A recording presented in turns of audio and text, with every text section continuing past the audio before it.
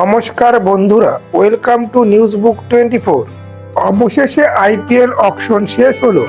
সকল 10টি ফ্র্যাঞ্চাইজি এই অকশনে তাদের স্কোয়াড গুছিয়ে নিয়েছে। কেকেআর এ 2025 আইপিএল এ বেস্ট প্লেইং 11 কি হতে চলেছে সেটা নিয়ে আলোচনা করব এই ভিডিওতে। বন্ধুরা, ইন্টারেস্টিং ভিডিও হবে, ভিডিওটি শেষ পর্যন্ত দেখতে থাকুন।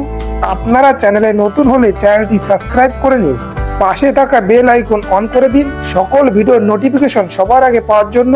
সেই সঙ্গে ভিডিওটি লাইক ও শেয়ার করুন। আজকের ভিডিওতে আলোচনা করব কেকেআর টিমকে নিয়ে।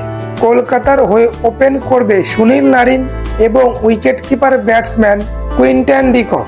3 ও 4 নম্বরে থাকছে ভেঙ্কটেশ আয়ার, অঙ্কৃশ রঘুবংশী। 5 নম্বরে রিঙ্কু সিং, 6 নম্বরে আন্দ্রে রাসেল, 7 নম্বরে থাকছে রমনদীপ সিং। কলকাতার এই প্লেইং 11-এ 7 নম্বর পর্যন্ত ব্যাটিং গভীরতা থাকছে। 8 নম্বরে থাকছে হর্ষিত রানাও মোটামুটি ব্যাট করতে পারে। 9 নম্বরে থাকছে এনরিক নর্তাজে, 10 নম্বরে বরুণ চক্রবর্তী এবং 11 নম্বরে থাকছে বৈভব অরোরা। বন্ধুরা, কলকাতার এই প্লেইং 11 দেখে মনে হয় টিম ম্যানেজমেন্ট যেন আগে থেকেই প্লেইং 11 গুছিয়ে রেখেছে। কলকাতার এই স্কোয়াডে কুইন্টন ডি ককের ব্যাকআপ হিসাবে রয়েছে গুরবাজ, এনরিক নর্তাজের ব্যাকআপ হিসাবে রয়েছে Spencer Johnson.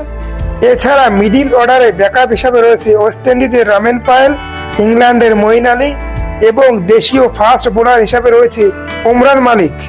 Defending champion KKR এবারের অকশনে যথেষ্ট ভালো স্কোয়াড তৈরি করেছে।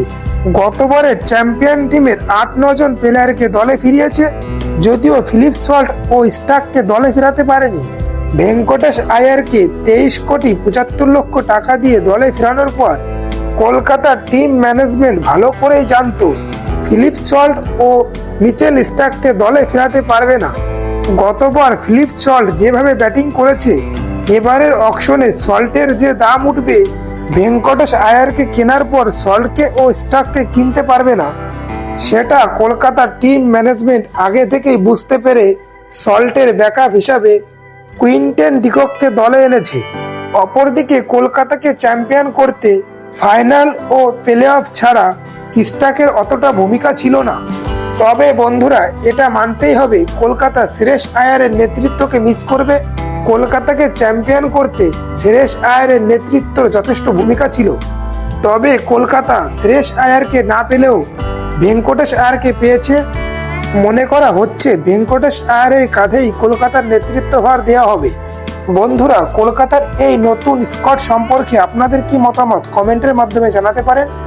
বন্ধুরা, আপনারা ক্রিকেট এবং আইপিএল এর এমন অনেক ভিডিও পেতে চ্যানেলটি সাবস্ক্রাইব করুন, ভিডিওটি লাইক ও শেয়ার করুন।